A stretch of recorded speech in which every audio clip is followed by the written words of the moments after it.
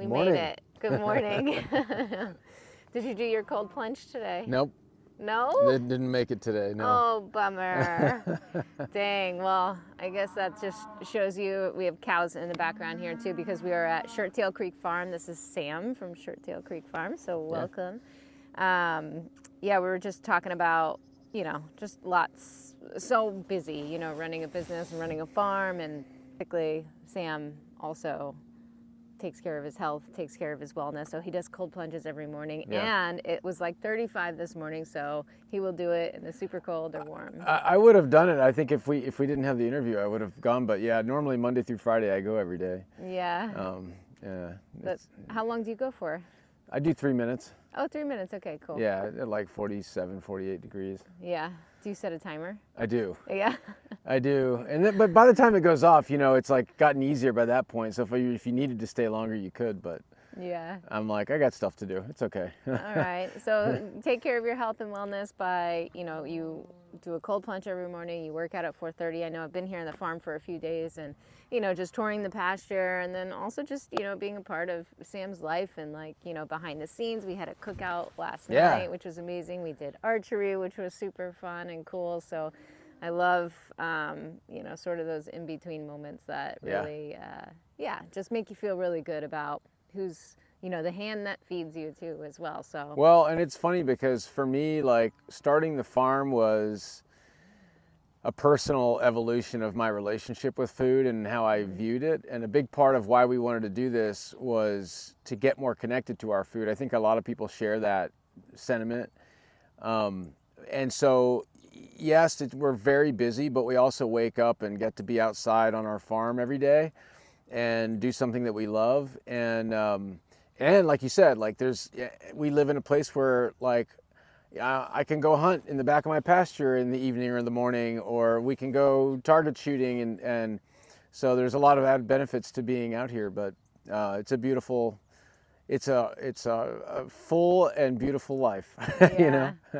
I agree. Yeah, and that's sort of, why I actually started hunting too as well. I started an animal-based diet about 4 years ago. Mm-hmm. And, once I realized just all the health benefits of prioritizing, meat on the plate, and specifically, I eat about half a pound of meat for breakfast and for dinner. I eat twice a day. Sometimes I'll eat 3 depending on, what's happening and my goals and my lifestyle at that stage.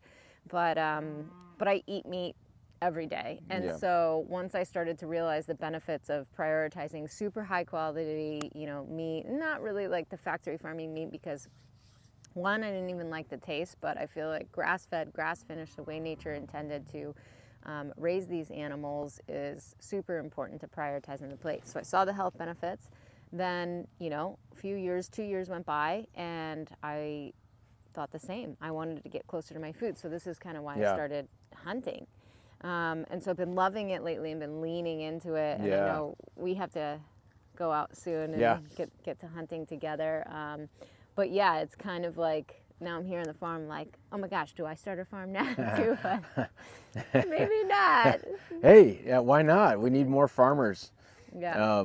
I mean, for me, when we moved out here, I was doing triathlon and in Austin and eating at the Hot Bar at Whole Foods for lunch and lots of greens and organic stuff. I didn't have any sense of whether or not things had seed oils in them or anything, right? Mm-hmm. And then going to the farmers market and meeting people like you and other people that were doing animal based and just had a newfound mindfulness for what the heck we're putting in our bodies. It dramatically impacted my thinking. And it's ironically building the farm was so insane for the first 3 years or so. I was building chicken houses. I was up against the gun all the time to get projects done. So I had room to put birds on pasture and stuff. I go to Home Depot and get lumber, stop at Whataburger, and I gained 20 pounds. I got less healthy starting my farm because it was just so crazy. And finally I was like, I've had enough of that. And because of, meeting people like you at the farmer's market, I was like, I got to have some accountability. And I switched to animal-based and started holding myself accountable for, getting my workouts and stuff again. And so, yeah, it's been, of course, I pretty much just eat beef and eggs from our farm. Yeah. It's actually pretty simple too. Yeah. It's almost simpler than Whataburger, and then obviously far less consequences. Oh, But dude. Yeah. throwing a steak on the grill like we did the other day. We have a cooking show, though there's not much of a cooking show by just take your meat out. Yeah, it's depending simple. on it's simple. Take your meat out, salt it, and toss it on the grill, and then you have a meal in less than 10 minutes. Yeah. For you, your family, your kids love it. Your beautiful wife, like you guys eat very similar. And sure, there's some other things on the table other than just strictly animal based. But I think more so than anything, it's locally sourced ingredients, whole food. You're making it from scratch. You're not going through a drive-through. Right. Yeah, I mean, I'm more hardcore than the other people in my house, but like I'd say overall, we're pretty moderate. But like the one thing I'm pretty hardline about is not consuming processed foods and seed oils. We cook with butter or tallow and all animal-derived products, pretty much. Yeah. Yeah, I love that. And then you work out at 4:30 at the end of your day, which is great. And so this is what I love too. And very similarly, lately, it's just life has been like crazy and stressful. And so like my workouts were kind of like when I can fit them in. And before it was just like, nope, I start at 7 a.m., work out, walk my dog, eat. Like that was it every day. But I came to a point where it wasn't working for me with sort of my responsibilities. And so this is where you have to balance it out a little bit. But I don't like trying to fit in the workout because sometimes you don't, and then it gets lost. But I'm a huge advocate for walking the walk. So I will still, like, that is in my brain. And so I think, for you, it's really nice too to see, you're growing this beautiful farm. You can get the most nutrient dense foods on the planet right here in your backyard. So to walk the walk is really important for me as well, for someone that's eating, the meat that's coming from your farm, because I trust you, right? It's like, hey, you want to feed yourself healthy, you want to feed your family healthy, and you are eating exactly what you are farming for, people like us to benefit from. So I am my core customer, for sure. Yeah. But yeah, it's like going to a doctor. I mean, if your doctor's in terrible shape and then you're kind of like, huh.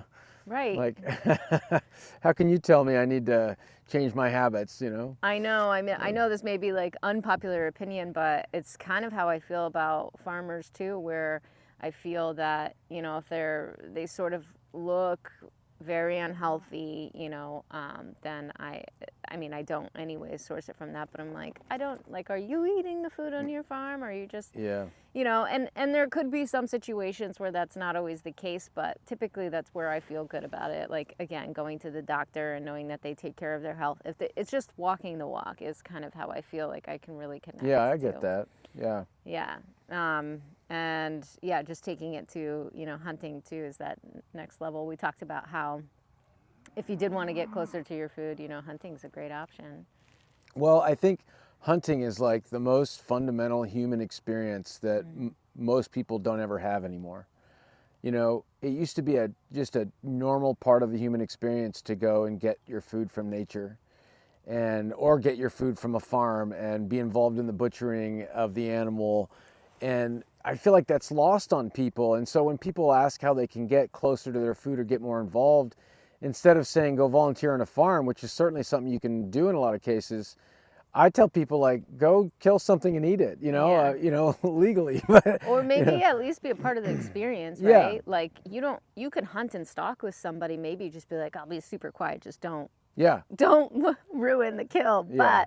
But I think, like, it's great to have people maybe even tag along. And there are some people out there that I wasn't even sure when I was getting into hunting that, could I kill an animal? Like, is this, but that was my step to get closer. And not everybody has to be a hunter, and this is what community is about. Right. And this is what these farms are about too, as well, is because if you don't feel called to that and you don't want to be that, primal version of yourself, you can be a different type of primal and eat the meat, but this is what, is really helpful with farms like yourselves, like Shirttail Creek Farm. And even an extension of that, you are doing a farm trailer out in a city, so this helps with people actually getting this stuff, because I hear all the time like, oh, I can't find anything in grocery stores. You have to rely on all these labels that say grass-fed, organic, which we know it's not transparent. And this is why I sit down in conversations like this, is because this is the transparency. Like, I don't want to read like a label. I want to have a conversation with you. I want to see the animals. And so you guys found the solution for that to be super transparent, and put the trailer in Austin, which is called Local Pasture. Yeah, it's our farm stand. So well, you know, for small farms like ours, a barrier to growth is your ability to sell more product direct to people.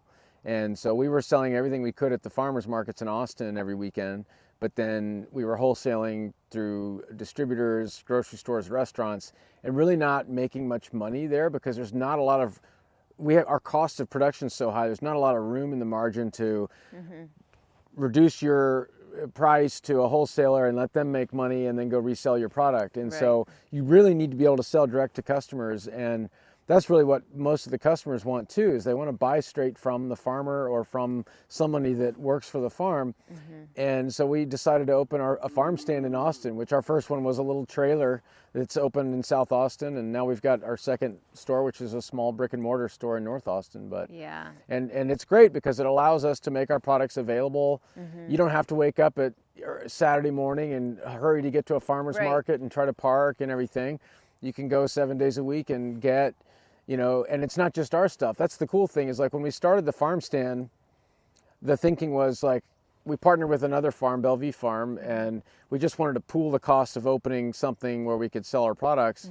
And now probably 50% of what we sell is from other farms and other local producers. So it's been a really neat thing that people have responded to. You know. Well, I love it. It makes it accessible for people, like, you're right, you know, they don't have to time it on Saturday. And even actually, and so if you're in Austin, Local Pastures is a great way to go. Shirttail Creek Farm also sells online nationwide in the US, so it's really helpful too, because then you just get it delivered to your door, you know, depending on where you're located, pretty much like 48 hours, 72 hours later. And you can use your promo code. That's right, BAY10. Or if you're listening before January 1st, 2025, you are in for a treat, because you can use code BAE50, which gets you $50 off a quarter beef bundle. And we'll get into that and why we think it's important, from cost saving to just health and nutrition, nose to tail, and supporting just like the whole, like being almost a steward of the land without necessarily, like, you know, being here in the dirt. So we love that. But also, like, as far as Local Pastures go, you can visit there. And when people are visiting too, I get questions all the time, like, where to go, where should I get my food? And, you know, and so I highly recommend this, because you can get anywhere from, you know, your meat to your yogurts to your milk. What else do you guys have there? We've got organic produce, and we're really big on things being locally sourced. So there's only a couple little exceptions, like we have source verified wild caught Alaskan salmon. Obviously there's no salmon in Texas, you know, but for the most part, everything's locally sourced. So we do a raw milk delivery once a week. We get cheeses, produce, seasonal produce, of course. It's, you know, stuff that's actually being grown right now, and not being trucked in from overseas or something. And then we've got pasture-raised duck, chicken, pork, lamb, and then our 100% grass-fed and finished beef. You know, and on our farms, we use, we're a regenerative farm. Shirttail and Bellevue are regenerative farms, and that's a word that gets thrown around a lot. But like, and I see it on food labeling a lot of times, and I'm like, I've got some questions. Like, how are you claiming this? Like, what, based on what? And for us, you know, it comes down to the way we manage our pastures. We're a multi-species operation. So we're using managed intensive grazing to rotate animals at a high stock density around the farm, and giving, you know, ultimately we're trying to yield a healthier microbiome in the soil, which feeds the animals better and is just better all around, and sequesters a lot of carbon. Right, yeah, which we love that. And what I love about this farm too is, like, each, you know, year I come to visit, and it may not be exactly like the year on the date, but it's always growing. There's always improvements. There's always like, hey, check out this. Hey, I've got that, that I grew and that fermented, and it really helps the cows during winter season. Like, he made me sniff his hay yesterday. I geek out on grass. We grow grass, and Yeah. I'm really proud of it. Yeah. Right. But that's the health and nutrition that translates to their feed and then eventually our feed. Yeah. So that's really important. I also did want to touch base on going back to the local pastures and trying to minimize the distribution channel is wildly important, I think, in my eyes, from just everything from health to environment to, to just supporting our local farmers too, and the hand that feeds us. So as much as we can, right? So it's like, okay, hunting is like the quickest way of distribution. I mean, you can, you got a clean animal. Go ahead. If you got a clean animal, you can definitely start eating it raw right away. Yeah. Or you can obviously butcher it yourself. I just harvested my first animal, so I feel really awesome and proud, and just like eating that, it just hits differently. Heck yeah.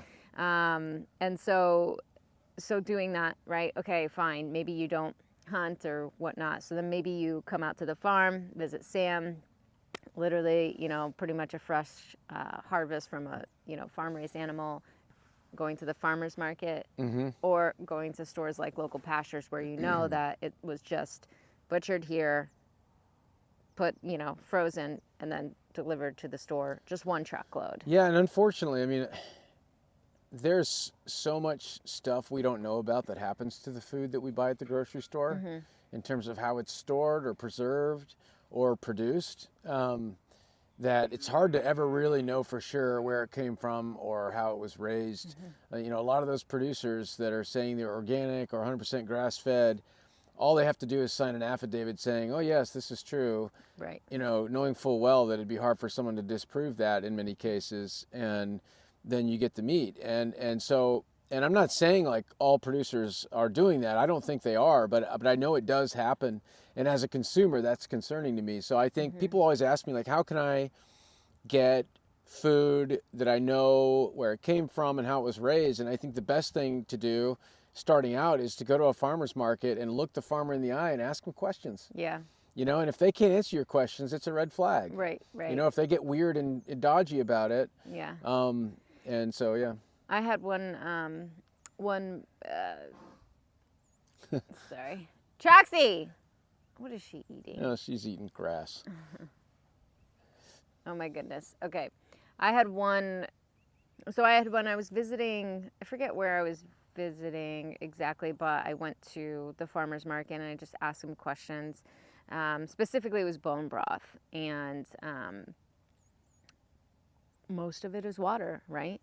So naturally, I'm like, what kind of water are you using? Is it tap water? Is it city water? Because that could be full of harsh chemicals and chlorine and pharmaceuticals, and so are you really like creating something that could be so nourishing, right? Bone broth, from the bones of these animals and all the good stuff that comes with it.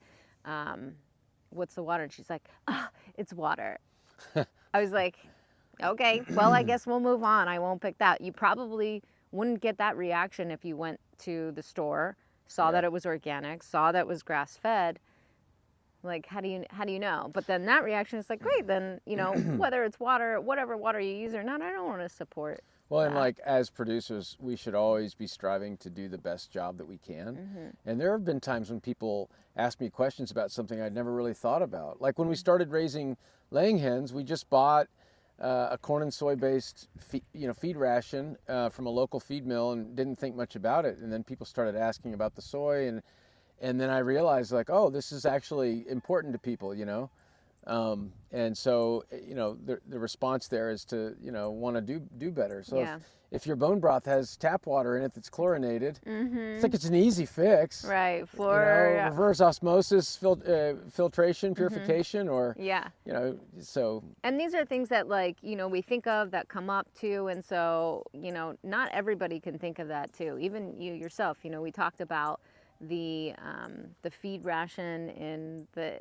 laying hens, and how, yes, it's, corn and soy free, but there's other certain ingredients in there that you might want to transition to, or, evolve into something that could just make it even more nutrient dense, because why not? We can. Yeah, I mean, we're really proud of our ration, but you and a few other people that are really sticklers on seed oils and PUFAs and stuff, which is an important thing to be a stickler on. We've got sunflower meal and or sunflower oil in very small quantity, and then some canola meal in our feed, and then I think some flaxseed even. And I don't think those are issues for most people, but we are researching with our nutritionists if we can sub other ingredients for those things that might be better. And we are actually going to send our eggs to get tested for, PUFA levels and stuff. Yeah. I'm interested to see that.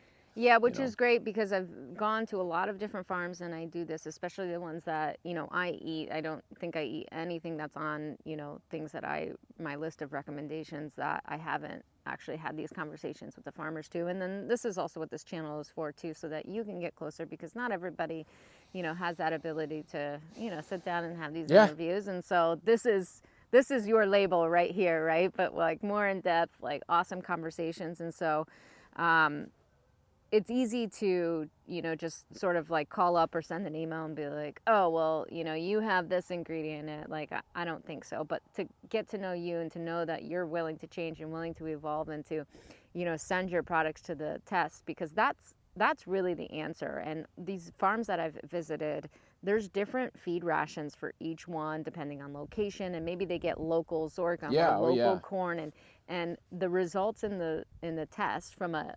polyunsaturated fatty acid, the PUFAs that he was talking about, those results can be a very balanced omega ratio, not necessarily because of the exact feed and the exact ingredients that they're feeding them, because what may work for one over, maybe in white oak pastures or Pennsylvania may not work here in Texas. And so it's really the results. But you see the farm and it's beautiful. They're outdoors, and like it's the sunlight, it's the holistic perspective, it's the multi-species, that you're talking about, the soil health, the grass health.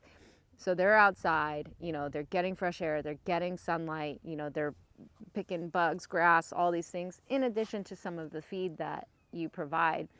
So that will result in a healthier outcome no matter what. But if, again, we can make it a little healthier, why not try, right? Yeah, I mean, it's so simple, fundamentally, what we do here.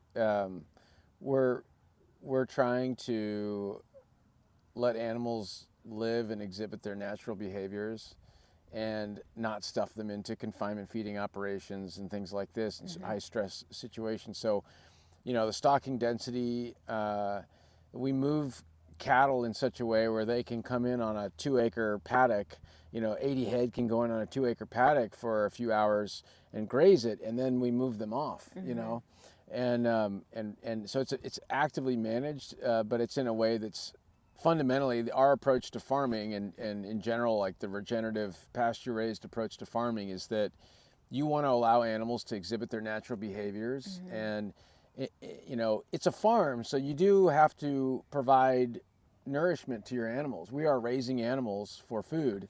We're not hunting wild game. And I've had people call me and say, well, animals shouldn't be fed anything. They should just live off of what's on the pasture. And I'm like, well, you should probably start hunting if that's how you feel. And if they did, then we'd have to go back to old times where, like, sometimes, like, you didn't get food then. So how do you feel about that, of not eating for whenever it works out for everybody? Specifically for the meat chickens, the laying hens, and the pigs, we have to provide a grain-based feed ration to those animals to make sure they have optimal nutrition. But in addition to that, they're all foraging on pasture. I mean, it's insane to see our laying hens. We've been out there this week.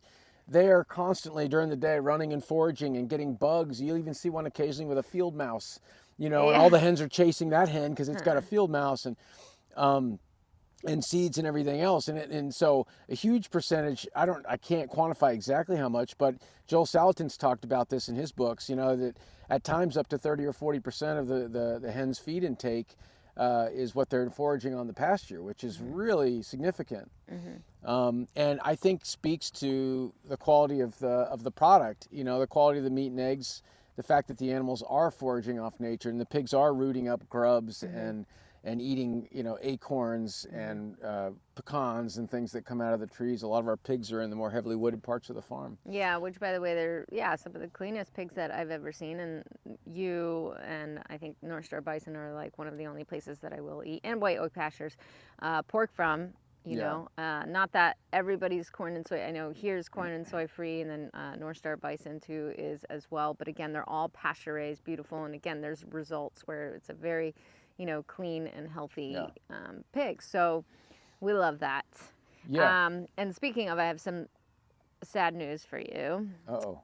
Yesterday, when we did the whole chicken, how to sort of like 5 tips of how to start it, the audio didn't work out.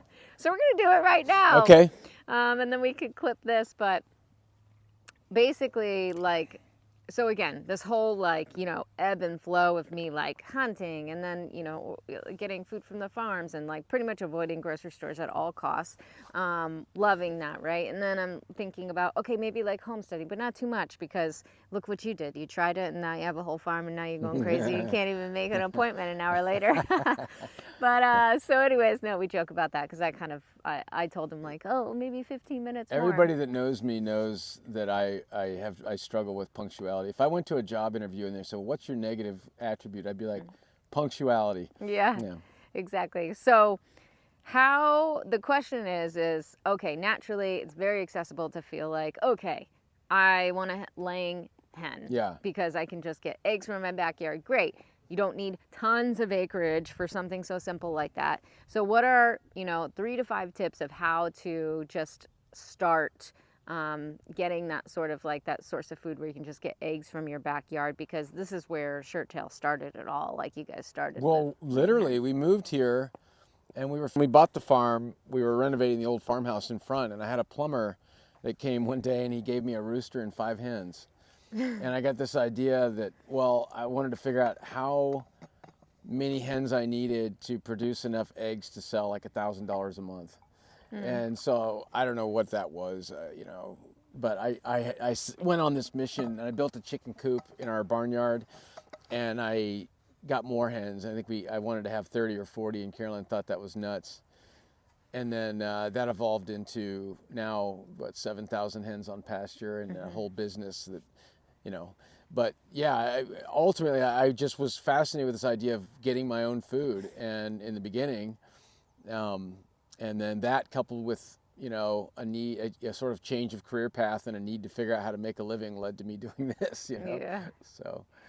So then what are some tips then? Okay, so you started out there. So obviously, the more that we can share our experiences, pretty much because of maybe errors that we made in the past, we can set other people up for success. So if somebody wants to start, a little chicken coop at home, what are some of the top priorities to start that process? Well, it's so easy to have chickens and it's fun. And if you've got a, yard space, ideally a fence space so your birds can't mix with neighbors' dogs and stuff like that, then you're great. The main thing I hear from people that get hens, because I do hear a lot from people that have their own flocks that have questions, is like, oh, hawks keep killing my birds or coyotes keep killing my chickens. And I'm like, are you locking them up at night? Like, they've got to go inside at night and be safe because everything wants to eat them. And so even with our thousands of birds on pasture, they automatically go in their mobile chicken coops, get up on their roosts, and then one of us has to go out every night and lock those houses up. And then every morning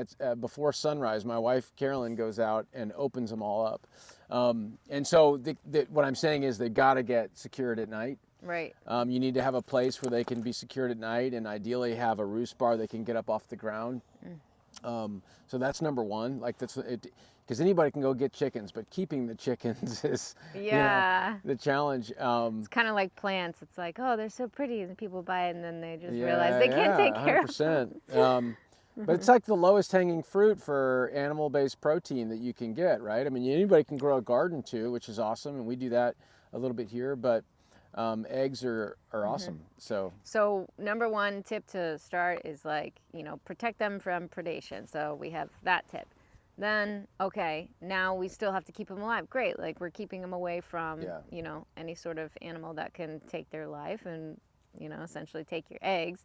So what's maybe tip number 2 to keep a healthy hen alive? Well, you need to have good feed ration. So you need to identify a good feed ration, and which you can get those locally in most places.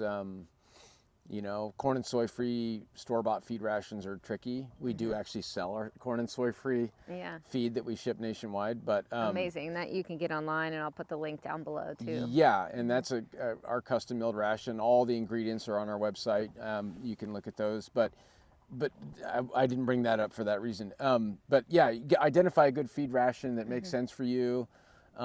And you feed about a 1/4 pound per bird per day is the kind of rule of thumb. And so identify your source for where you can get that, because a lot of times people will go get a bunch of hens and then buy some cheap stuff at Tractor Supply or somewhere, and then complain like, oh, I can't really find feed that I want, or maybe I really want soy free and I can't find it at the store or whatever. So I'd kind of try to map that out first. So secure the coop, secure the ration. This is all before you even just go out there and get one. Yeah. In addition to that, though, to back up a tiny bit, so if somebody were to buy a coop, where do you get one? Well, if you're a little bit handy or like a little adventure in your life, I would build one. There's tons of DIY videos online you can find for that. But yeah, you can buy little chicken coops on Craigslist or Facebook Marketplace, or you can get a new one probably at Tractor Supply, someplace like that. But the thing I see a lot of people do in backyard settings is they'll have a small, 8 by 12 chicken run area that's attached to their coop, and that's the only space their birds have to range in. And really, that's not optimal for the birds. Their parasite loads are going to get elevated if they're just pecking at the same ground all the time. And if you're wanting to have birds that are able to forage, and you're wanting a pasture-raised sort of egg, then your birds need to have area to roam and forage and be out in the sunshine. And there is risk associated with that. Like if you're doing that, red-tailed hawks might still pop your bird once in a while, which is to say, if you want 3 eggs a day, don't get 3 hens. Yeah. Get 5 or 6. You know what I mean? Because you'll probably lose a hen here and there, and that's just part of it. If you're, It's the natural selection process. Well, yeah, but healthier hens are out in the sun and have freedom to forage, and they're going to go back in their house at the end of the day, but you want them to have space to roam. Yeah. I'd probably check in with my neighbors too, and maybe you guys can put a little hole, and they can peck out there. As long as they don't have a dog that's gonna get after the hen. Yeah. Yeah, agreed. Okay, so we have shelter, we have food, we have space. In addition to not only space so that they can forage and get their food, and then obviously ensure that maybe you have a little bit more hens than necessary just in case one does get scooped. The other thing we talked about too was the health of actually the animals. So from parasites or bacteria, right? There's an overcrowding that if it's in too tight of a space, so the foraging really helps, right? Eliminate that. Otherwise, you can have trouble with high parasite loads or coccidiosis, which is a bacterial infection of the gut that, among other things, is bad for egg production and also ultimately makes the birds sick. And Okay. Yeah. All right. So which, by the way, natural remedies that really do work for hens, I can tell you about. Tell us. Well, if you have hens that have bloody poops and signs of coccidiosis, just feeding them plain yogurt clears it up. Do that every day for a week, and you'll see amazing results. We do that. If we see birds are having signs of respiratory illness, which usually involves, ironically, runny eyes or poofy eyes, my wife will boil garlic and make a concentrated garlic water that we add to their drinking water. Oh, interesting. And that boosts their immune system. And it's amazing because you hear about this stuff and you're like, yeah, but it actually works. Yeah. Tried and true here. Yeah. And there's other, supplements we use, apple cider vinegar, a little bit of cane molasses, and even Redmond salt for heat stress, things like that. Interesting. Yeah. How often do you think that you're using those? In the summer, apple cider vinegar, we do it 3 days a week. So we don't do it every day because it can give them diarrhea, but when the heat is really bad, we add apple cider vinegar, and if it gets really bad, we can do a focused hit of adding a mixture of apple cider vinegar, molasses, and Redmond salt to their water. And then the yogurt, are you just like spoon feeding it to them, or how Well, you just I prefer, because we have to buy so much, I try to get it in bulk. Or you can make your own. You can make your own kefir in a big bucket and use that. But for a backyard flock, get some kefir's easiest to deal with because it's a little bit more liquid. Yep. And you can mix it with some feed and water and make a mash, and they'll eat that. Oh, Yeah. cool. Yeah. They'll also eat you and your face and your eyes and your feet, which we experienced the other day. It was funny because I was talking to Sam. I'm like, oh, look at all them. Just, it's so like dreamy, them all like coming to flock to you and like, saying hi, and you're just surrounded by all of these like hens and chickens, and then, reality hits too, where it's just like, no, this is like birth, growth, death, decay. Like they will peck you till you are dead if you were just fell down lying dead, there. they'd probably eat you. Yeah. So that was thanks for that. That was it. Right. No, but yeah, okay, so we have that. We have the ration. We have taking care of them from open pasture to making sure that they, avoid any sickness or, parasites or things like that. And then potentially some, natural supplements too. And feel free to reach out to Sam too, because he's very transparent about this, which is once again what I love about this. Like there's no secrets here into what he does, how he feeds. He actually he encourages that, and so that you can, learn and then do it yourself too, because, Shirttail Creek Farm cannot feed the entire U.S. And so this is what we're here for, is just to provide this platform to, if you do enjoy his meats and all of these things that he has online too to offer, then amazing. But if it's something that you're interested too in starting as well, like this is a really great resource. So we have that from the chicken and the hens perspective. Is there anything else you want to add to getting started with your own sort of like eggs in your backyard? Not really. I mean, you need a place for them to lay eggs, which is usually going to be in their coop, nest boxes, a safe, kind of dark, protected area where they can go lay eggs, and they'll choose that above everything else. Yeah. If you don't have that, they'll may lay eggs in weird places, and Yeah. But no, it's pretty straightforward. I mean, it's like we were talking about people being afraid of like cooking a chuck roast or whatever. It's like cooking beef is easy, raising hens is easy. There's just some stuff to be aware of, and honestly, a lot of times, people get nervous about it, and they have questions and they want to understand things, and there's a point at which you can ask all the questions in the world, but until you just start doing it, you're not gonna learn all the nuance that goes into it. So. Yeah, and I agree completely. And I think like part of it too has to do with you, you have to step outside your comfort zone. Like if you're cooking ground beef all the time, like that's great. Like it's a good hack, it's convenient, like it's great nutrition, especially if you're doing like a caveman blend like you have here, like with heart and liver in it. I'm a big fan of organs, like eating nose to tail, because there's a lot of different nutrients and like peptides and minerals and things like that you would find in organs that you wouldn't really find in just the meats, which is why it's so amazing to eat nose to tail, like the whole cow almost, right? And so we talked about it. And so to step outside your comfort zone a little bit and just learn to cook a specific cut a little bit more. Not only will it save you money from a perspective of like you get a whole chuck roast and like, you slow cook it. I know that might sound like, not discouraging to some people, but like intimidating, but it's actually really not. Sometimes it's easier than even just like cooking a ground beef patty, because you don't have to tend to it. You just put it in a crock pot, you put some bone broth in it, you set it and forget it, and then you have an amazing, nourishing meal. So from that perspective, I highly recommend you step outside your comfort zone and learn how to cook these cuts. And it's not even a hard learning process. It's just, wow, I can't believe I haven't been doing this my whole entire life, because it's that easy.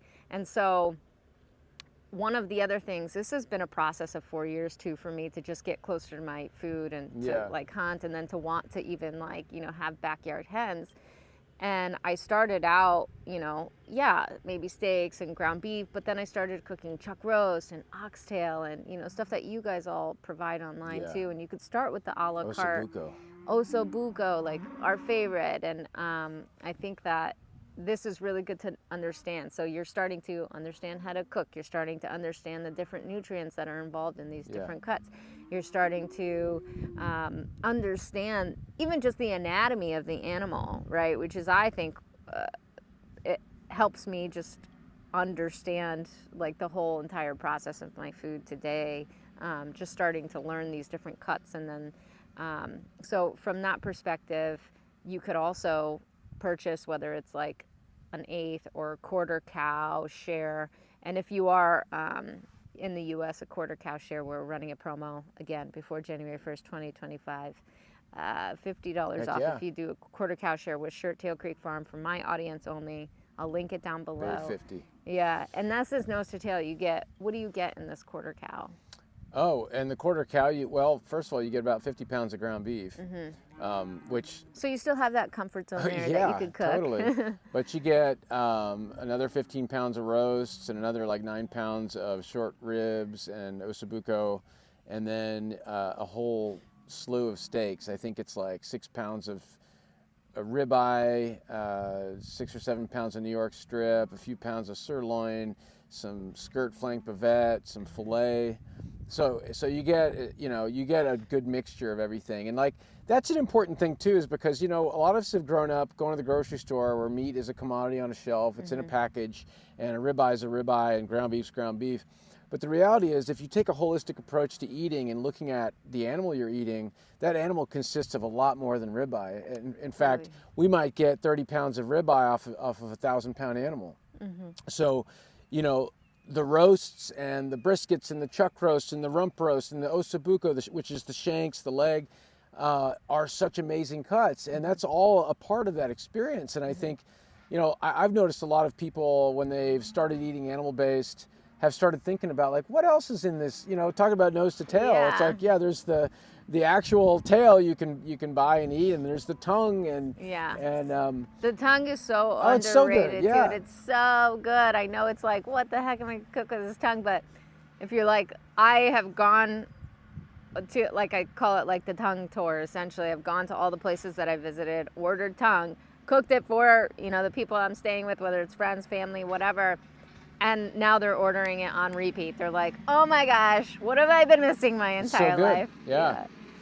We got some tractors going on here. Oh, this is where he's feeding the cattle right now. Yeah. This is the ration that they're super pumped about, right? So he's augering the baleage that we chopped up in the mixer. He's going to auger that out and let the cattle eat it. Yeah. So this is that fermented hay that we were talking to you guys about. I actually peeked in.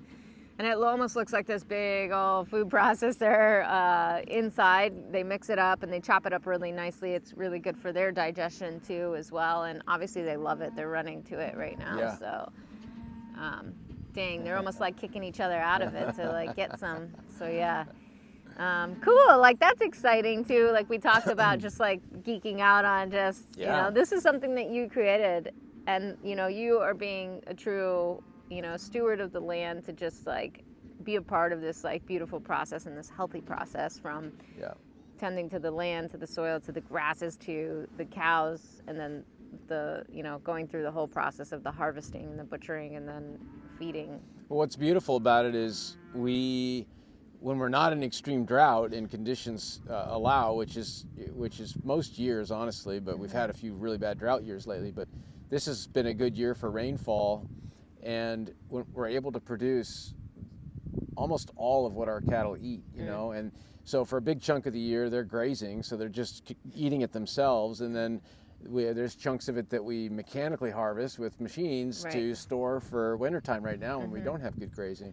So it's pretty neat to be able to grow beef on the same farm that you're growing the grass on that's being converted to beef, Yeah, I believe like Will Harris had said it too, where he does as much as possible to try to like close the loop. Yeah.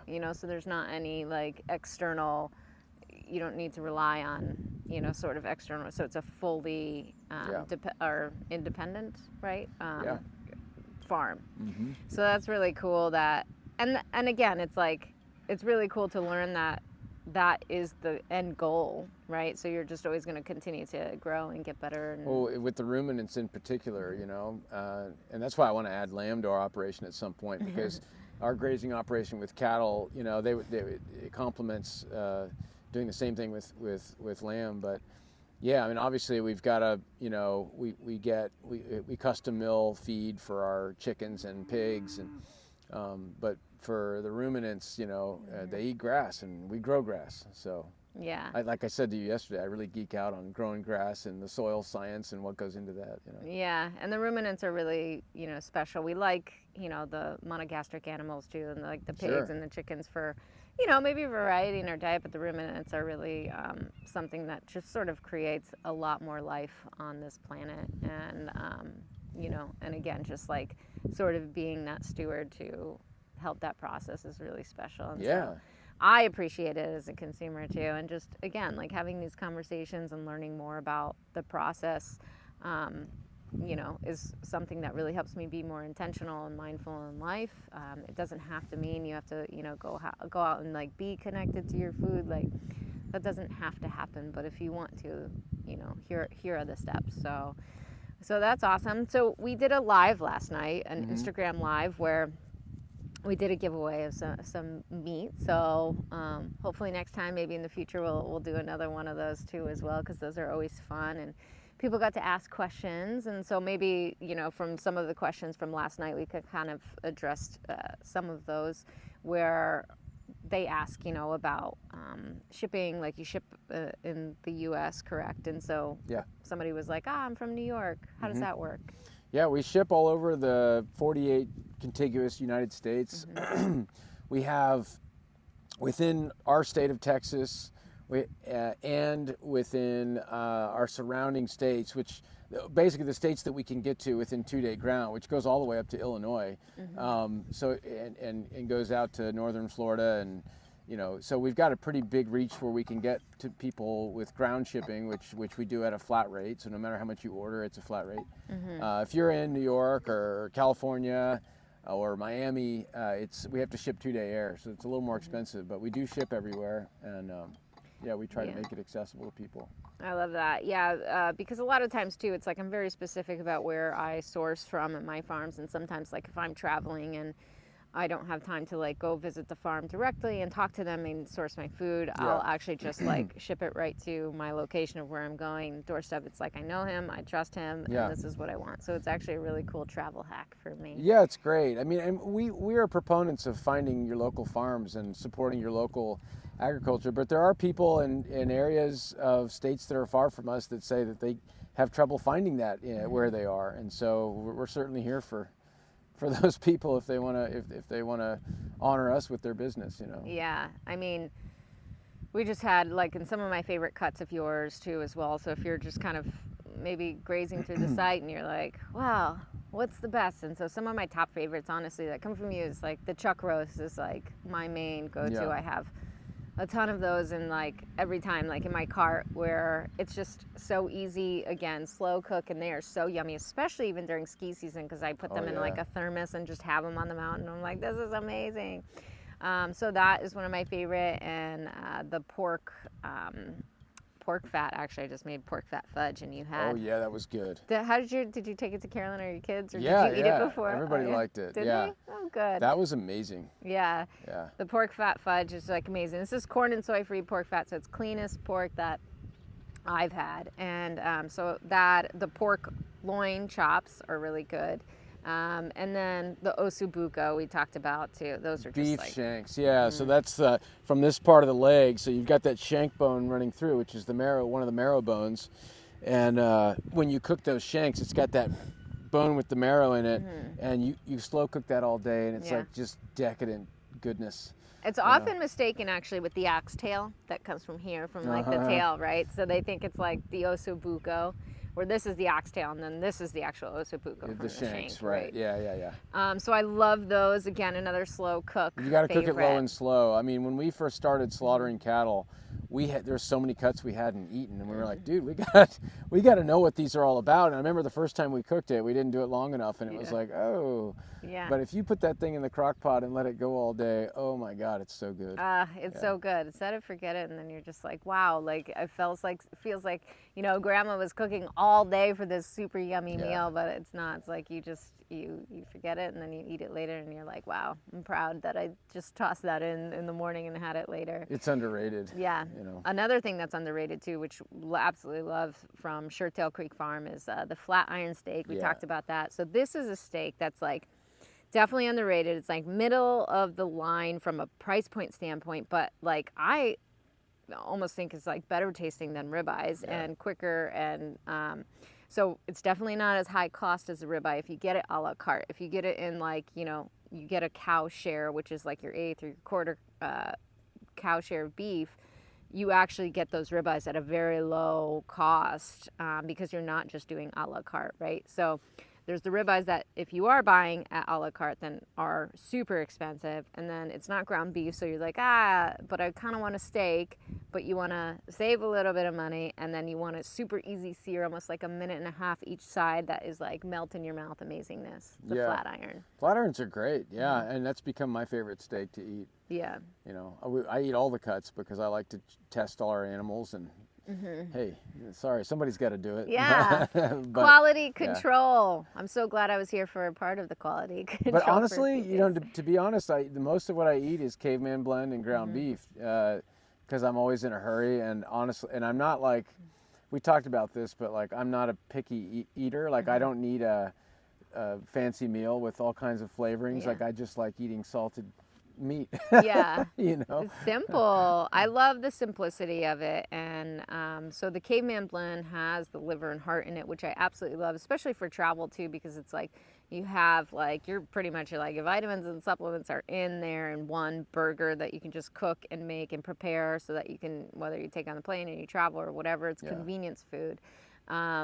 So that's great. I also get a la carte from you, like heart and, you know, liver separately, so that I can cook that separately on my own. So those are some of the things that I love about that. But speaking of just like simple, a lot of people, you know, especially on the animal-based diet too, will say like, oh, it's so restrictive, you know, you can't have all these things. And I think I'm like, is it really restrictive? Because it actually gives me more time, more life, more quality that I extract from life by not being restrictive in my body, in my mind, because I think that eating a crappy diet will, you know, will prevent you almost from just like living optimally, living to your fullest, living with energy, living with no brain fog, living with no pain or arthritis, because there's a lot of different stories too from many people who have like healed so many chronic illnesses from just prioritizing beef.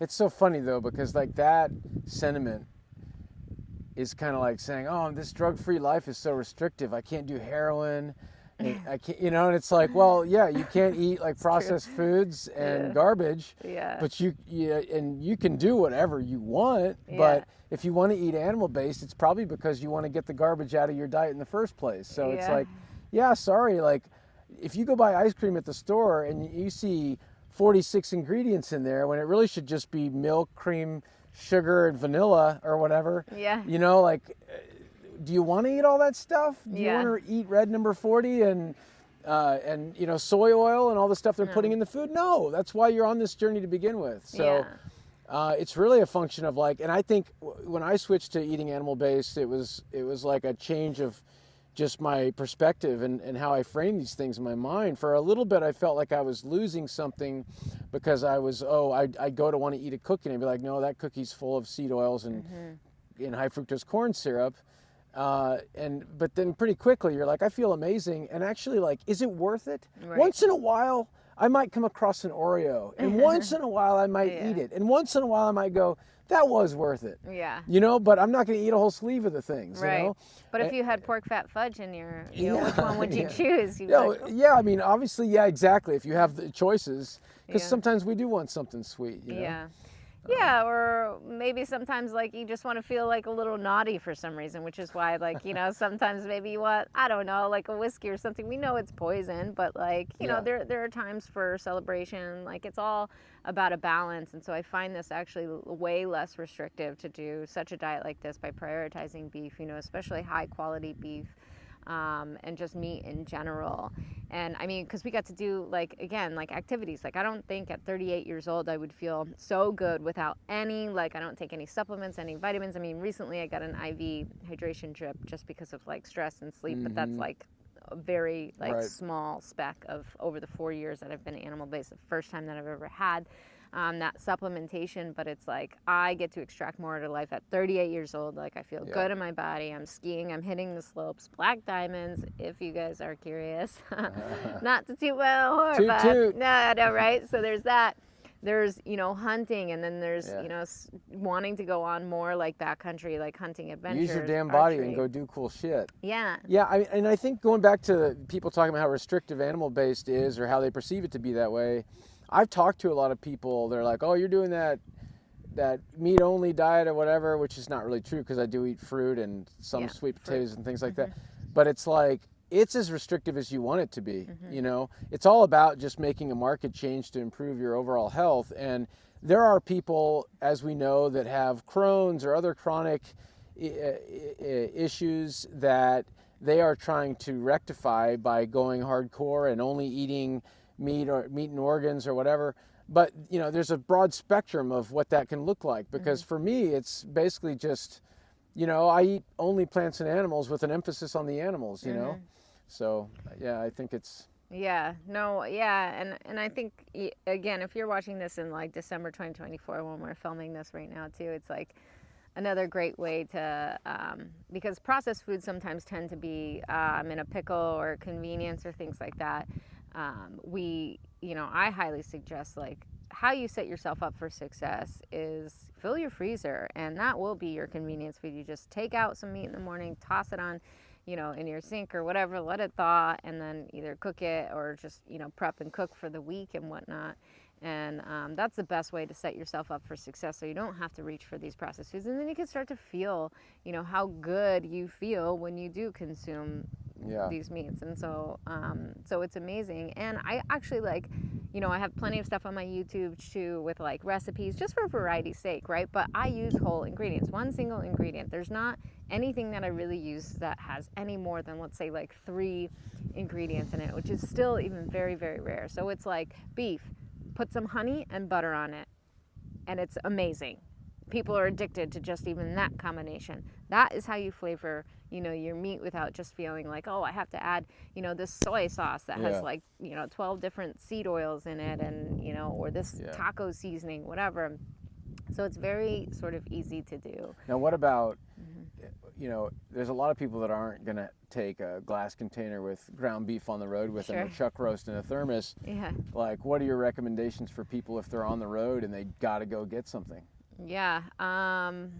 Honestly, it's like, I always just like have a line of questions. I'm like, do you have to get something? Can you fast? Do you have water? Like, you know, I'd rather that, because sometimes when you consume something and it is like this highly addictive processed foods, it's like, you got to think of a couple of things. Not because like, oh, you know, calories, or, oh, I've ruined everything up to this point. It's not that. Like, there are scientists that are sitting behind the scenes that are dedicated to making the most addictive food on the planet. So it's the addiction that comes from eating something like that then you'll continue to spiral. Because a lot of those people who ask me those questions, who find it, the convenience on the road, start then getting into these habits, and it often starts with like, I started it, and then all of a sudden I'm here and, you know, ordering Chinese food. Well, you know, where I was going with that is like, I find myself in that situation a lot if I'm having to go to the stores in Austin or whatever, and, you know, like, yeah, I could get a Big Mac or a chicken sandwich somewhere or whatever, but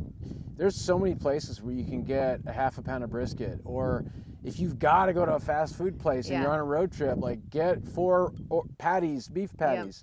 And I'll do that. And most of those places won't even look at you weird anymore, you know? Right. Yeah. And there is always that. I mean, I think that, but honestly, if you go to the grocery store, just stop at any grocery store, they're going to have canned fish. And I think that that's better. Really? Even than, and the canned fish that you open, you don't need any tools or whatever. That's cool, they also have them in glass jar. You don't need to cook it. It doesn't cook in oils or anything like that. But they also have some, you know, beef jerky sticks in the, like, you know, Epic is, you know, decent, that I've had that too. Get an apple, like fruit, like one ingredient. Bananas. That's it. Bananas, you know. Most gas stations have bananas and jerky. Yeah, exactly. And if you can get, sometimes you can get jerky that's doesn't have added nitrates, and sometimes it doesn't even have sugar added. It's like, okay. But canned fish is honestly like one of the biggest hacks, or just like a piece of fruit or something, because even like, again, the fast food places, like they put seed oils in it, they still put addictive things in. Like, you don't actually know what's in the patties, and then good luck, Yeah. you know, trying to go through a drive-through in the being like, excuse me, what's in your No. meat? Because they don't have time for that. It's fast food. Cool. Well, yeah, I'm pumped to see where we grow from here, and you know, maybe whatever next year come back, or probably a lot sooner than that to come hunting. I hope so. Yeah. Yeah. We got lucky today. It's beautiful weather. Oh yeah. It was a little chilly this morning, but we're here. So again, this is Sam from Shirttail Creek Farm. Tell us where we can find you.